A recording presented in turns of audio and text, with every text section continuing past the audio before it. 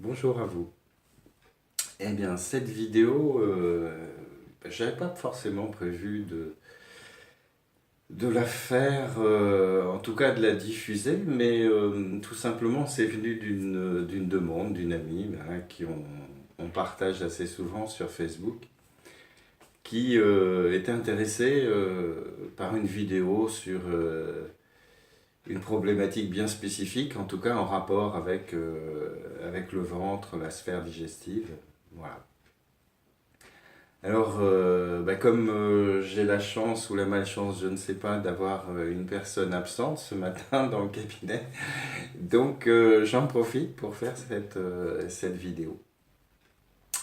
Le ventre, hein, le ventre.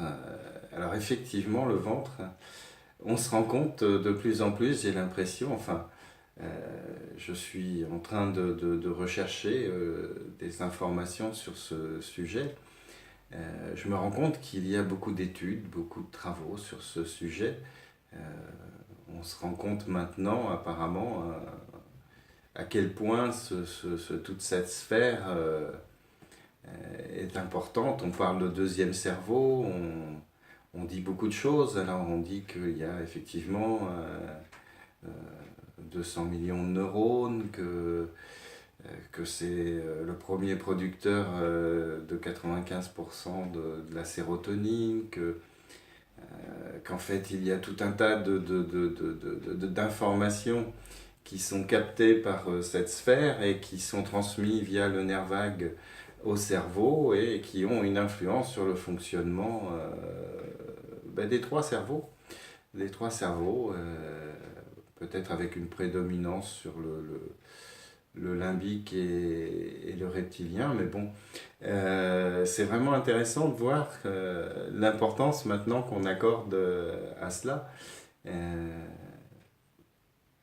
et effectivement, moi en ce qui me concerne, peut-être la première fois où j'en ai vraiment, enfin, où j'ai vraiment été sensibilisé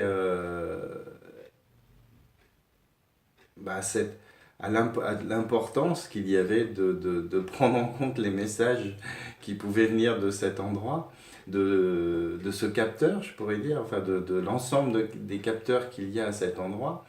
C'est dans la pratique du yoga, effectivement. Euh, et donc, aujourd'hui, dans cette vidéo, je pense qu'on va, enfin, je pense vous proposer, je ne sais pas tout à fait encore quoi, mais quelque chose en rapport avec la respiration, puisque dans le domaine du yoga, c'est souvent par ce biais qu'on on commence à entretenir une relation avec son corps, je dirais. Bon. Même s'il y a tout un tas d'autres éléments dont on tient compte, notamment en provenance de tout notre système proprioceptif, tout ce qui nous permet de savoir euh, où en est notre corps, en tout cas dans ses mouvements, dans l'espace, dans ses sensations aussi, enfin, et, euh, et le ventre en fait partie. Euh, donc pour ce qui concerne la respiration, de mémoire, le professeur de yoga qui m'a appris il y a vraiment très longtemps, alors c'est vieux, hein, ça date des années 80, nous disait que euh, avoir une bonne respiration, en fait, euh, il ne faut pas commettre l'erreur finalement de commencer par une forte inspiration. Évidemment, si je fais qu'est-ce qui se passe, je suis en train de contracter finalement mes muscles au niveau des épaules. Et c'est pas du tout ce qu'on recherche, en fait, on est plutôt sur l'idée d'une décontraction. Alors, ce que je vais essayer de faire, je sais pas si ça va se voir, hein, mais l'idée c'est finalement de laisser les poumons complètement se vider. Et donc je vais vous proposer une approche qui peut-être, qui est en train de se construire d'ailleurs. Je pense que je vais utiliser trois choses. La respiration, ce qui pourrait être intéressant aussi, c'est le langage analogique.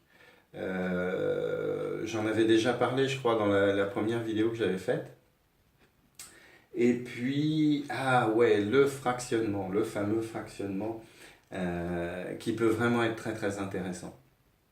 Donc, alors en ce qui concerne la respiration, je ne vais pas présenter peut-être toutes les formes, mais pour juste revenir à cette idée qu'il ne fallait pas faire d'effort lorsqu'on inspire, l'idée c'est donc de laisser les poumons se vider tranquillement. Voilà. Et c'est ce que je suis en train de faire en vous parlant. C'est-à-dire qu'au bout d'un moment, je ne pourrais même plus vous parler parce que j'aurais plus cette possibilité. Je peux même, une fois que mes poumons sont vraiment vides,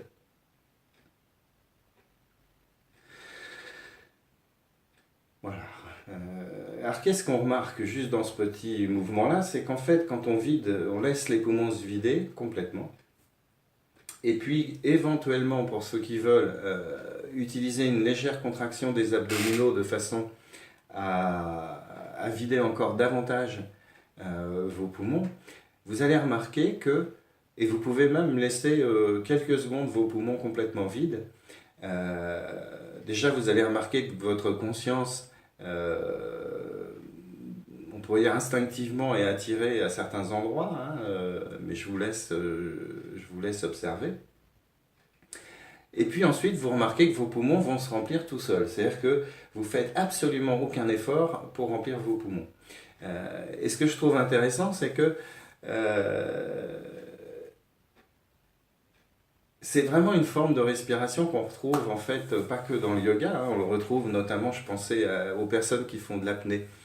Euh, c'est la seule façon finalement d'avoir une capacité respiratoire maximum, une espèce de suroxygénation en même temps, mais on utilise aussi en sophrologie. Donc c'est vraiment une respiration qu'on retrouve dans plusieurs approches différentes. Donc voilà, on ne met pas finalement de l'air nouveau dans un récipient qui contient déjà de l'air vicié, pourrait dire le yogi. Mais bon, l'idée, voilà, c'est ça, c'est qu'on vide, on laisse les poumons se remplir. On peut rester quelques secondes les poumons remplis de façon à ce qu'ils, comment dire, à ce qu'ils s'approprient un maximum d'oxygène pour redistribuer après aux cellules du cerveau. Et puis je crois aux globules rouges si mes connaissances anciennes en bio sont encore valables. Enfin, quelque chose comme ça, voilà.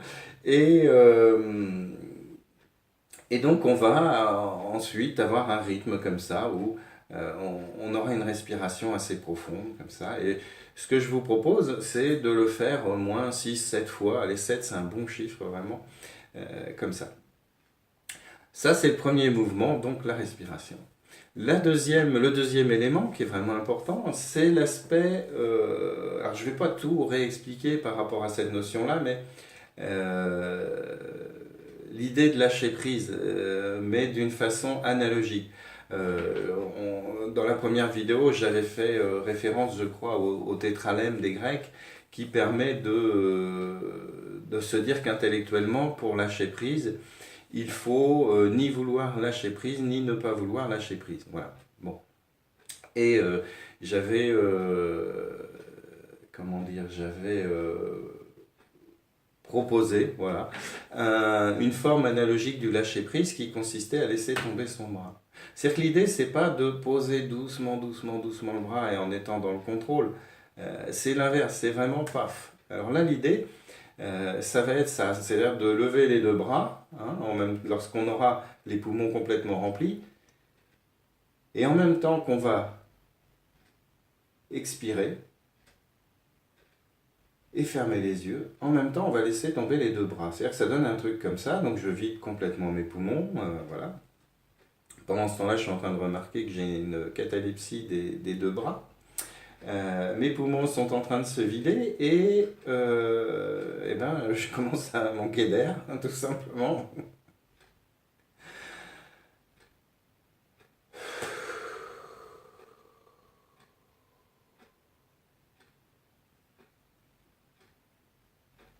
Voilà. Donc là, j'ai fait trois choses en même temps. Euh, une expiration, un lâcher de bras, je dirais, pouf, voilà, et le fait de fermer les yeux. Alors, une fois qu'on a fait ça, les bras évidemment restent posés comme ça, mais le fait de les laisser tomber tout seul, ça veut dire en langage analogique à l'esprit, bah, écoute, fais la même chose, lâche-toi aussi. Et comme en même temps on expire et on se laisse un petit peu aller, hein, l'idée c'est de se laisser aller en même temps complètement pendant qu'on expire et puis qu'on ferme les yeux pour rentrer à l'intérieur, comme ça, dans son univers intérieur, et ben ces trois choses-là ensemble vont vraiment concourir, vont vraiment permettre de faciliter finalement cette entrée dans un état de transe hypnotique. Alors, ensuite, eh ben, une fois qu'on a les bras comme ça, et puis que on n'a plus d'air dans les poumons parce qu'on a expiré, qu'on a les yeux fermés, on va pouvoir de nouveau, quand rester quelques secondes comme ça, sans air, les poumons se remplissent. Et lorsque les poumons sont remplis, j'ouvre de nouveau les yeux. Je reste quelques secondes comme ça, les yeux ouverts. Et je réexpire de nouveau tout en fermant les yeux. En allant loin, loin à l'intérieur. 10 fois plus loin peut-être.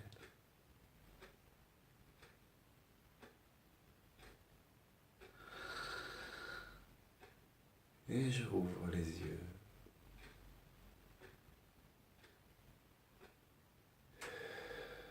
Je ferme les yeux et ainsi de suite. Et je vais prendre quand même quelques secondes pour expliquer cette méthode du fractionnement en fait. L'intérêt pour moi, c'est que quand on utilise le fractionnement, c'est-à-dire cette idée de ouvrir, fermer les yeux, synchroniser sur la respiration, et ben on va s'apercevoir que les paupières, c'est vraiment les paupières, c'est une partie très intelligente de notre corps, puisque c'est toujours elles qui nous disent quand est-ce qu'il faut fermer les yeux, quand est-ce qu'il faut ouvrir les yeux.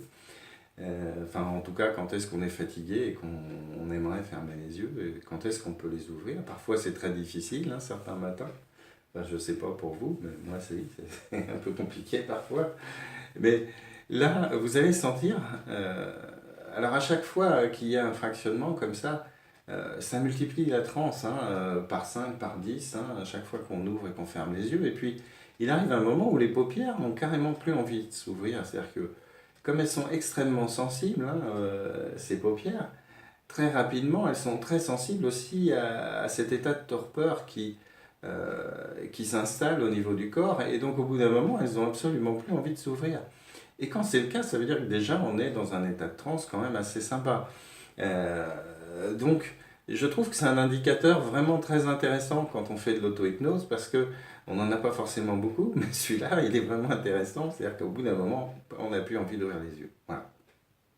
Et donc, on peut continuer comme ça à aller plus loin dans cet état de transe hypnotique. Alors évidemment, on peut soit rentrer dans quelque chose qui va ressembler à de la méditation, où on peut être dans l'observation hein, de tout, et c'est vraiment très intéressant parce que vous observerez, là vous pourrez faire vraiment une balade avec le papillon de votre conscience, hein, je l'appelle souvent comme ça, c'est-à-dire qu'elle va se poser là où elle a envie, elle va vous emmener là où c'est intéressant pour vous, ou peut-être travailler une préoccupation qui est plus importante que les autres. Enfin, où on peut travailler davantage, et c'est l'idée aujourd'hui, sur le ventre. Et donc, l'idée, c'est de laisser la conscience se poser sur ce ventre, mais pas d'une façon brutale, c'est vraiment d'une façon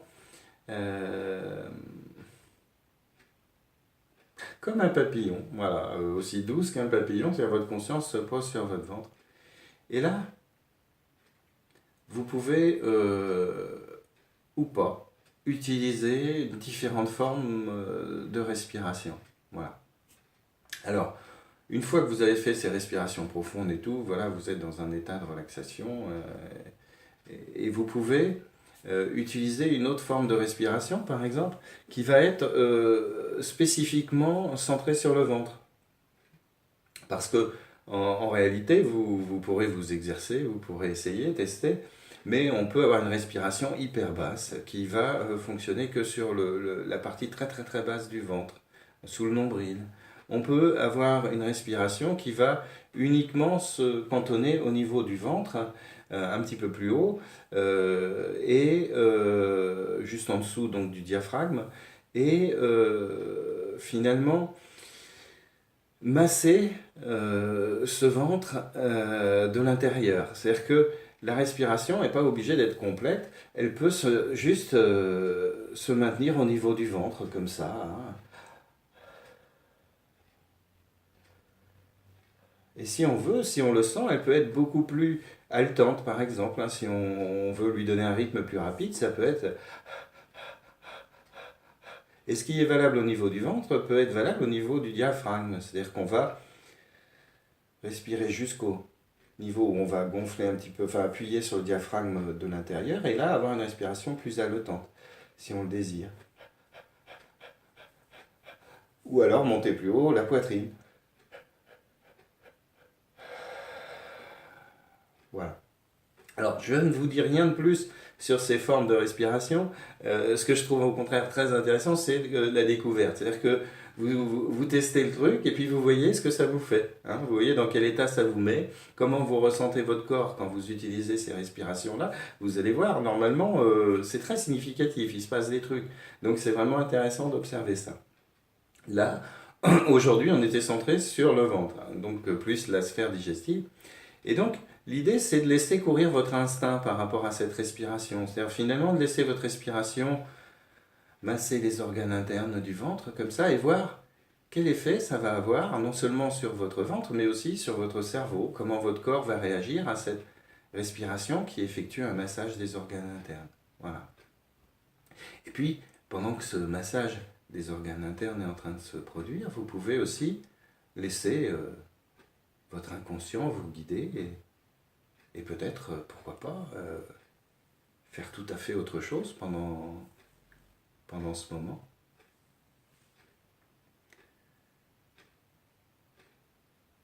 Vous pouvez aussi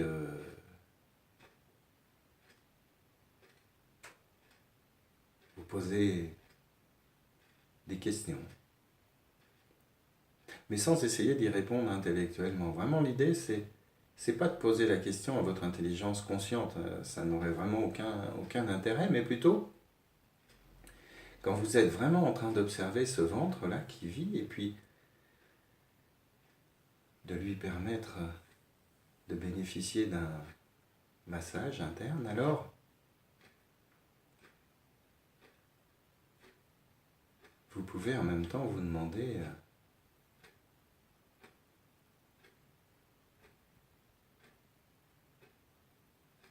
vous pouvez vous demander comment ce serait si ce ventre était super bien. Comment ce serait si ce ventre était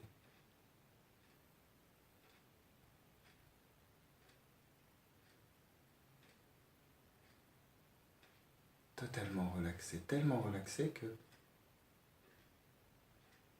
vous n'avez jamais connu une pareille relaxation du ventre et que vous êtes en train de vivre une expérience où ce ventre va pouvoir vivre un état complètement différent, complètement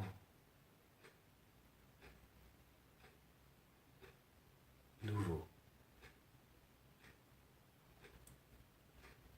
Alors vous allez pouvoir faire votre chemin comme ça, guidé par votre intelligence inconsciente qui va travailler à la fois sur les contenus de conscience, sur les endroits où votre conscience va se poser, sur le corps ou à l'intérieur de vous-même, dans votre psychisme, ou même porter votre attention sur tout à fait autre chose, et juste suivre le guide et, euh,